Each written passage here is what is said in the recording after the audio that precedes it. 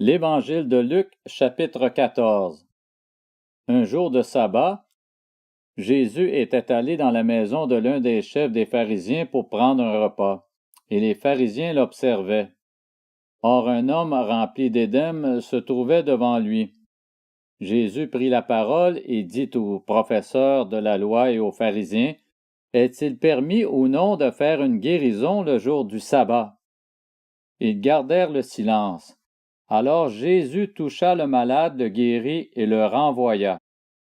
Puis il leur dit, « Lequel de vous, si son fils ou son bœuf tombe dans un puits, ne l'en retire pas aussitôt, même le jour du sabbat? » Et ils furent incapables de répondre à cela.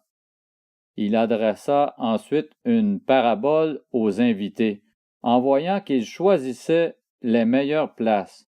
Il leur dit, « Lorsque tu es invité par quelqu'un à des noces, ne te mets pas à la meilleure place de peur qu'il n'y ait parmi les invités une personne plus importante que toi, et que celui qui vous a invité l'un et l'autre ne vienne te dire, laisse-lui la place.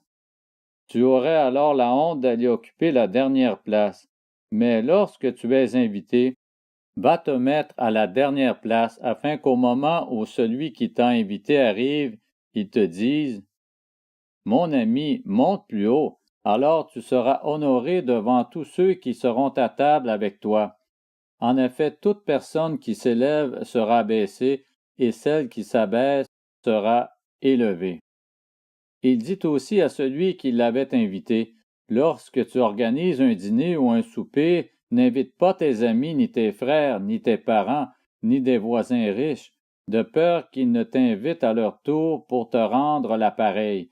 Lorsque tu organises un festin, invite au contraire des pauvres, des estropiés, des boiteux, des aveugles, et tu seras heureux, car ils ne peuvent pas te rendre l'appareil. En effet, cela te sera rendu à la résurrection des justes. » Après avoir entendu ces paroles, un de ceux qui étaient à table dit à Jésus, « Heureux celui qui prendra son repas dans le royaume de Dieu. » Jésus lui répondit, « Un homme organisa un grand festin et invita beaucoup de gens. À l'heure du festin, il envoya son serviteur dire aux invités, « Venez, car tout est déjà prêt. » Mais tous, sans exception, se mirent à s'excuser.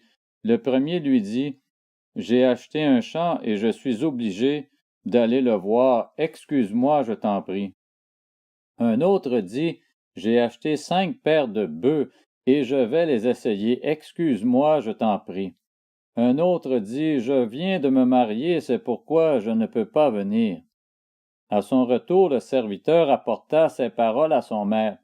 Alors le maître de la maison, en colère, dit à son serviteur, « Va vite sur les places et dans les rues de la ville et amène ici les pauvres, les estropiés, les aveugles et les boiteux. » Le serviteur dit, « Maître, ce que tu as ordonné a été fait et il reste encore de la place. » Le maître dit alors au serviteur, « Va sur les chemins et le long des haies, et ceux que tu trouveras, oblige-les à entrer, afin que ma maison soit remplie. En effet, je vous le dis, aucun de ces hommes qui avaient été invités ne goûtera de mon festin. » De grandes foules faisaient route avec Jésus. Il se retourna et leur dit, « Si quelqu'un vient à moi sans me préférer à son père, sa mère, sa femme, ses enfants, ses frères et ses sœurs, et même à sa propre vie, il ne peut pas être mon disciple. Celui qui ne porte pas sa croix et ne me suit pas ne peut être mon disciple. En effet, si l'un de vous veut construire une tour, il s'assied d'abord pour calculer la dépense et voir s'il a de quoi la terminer.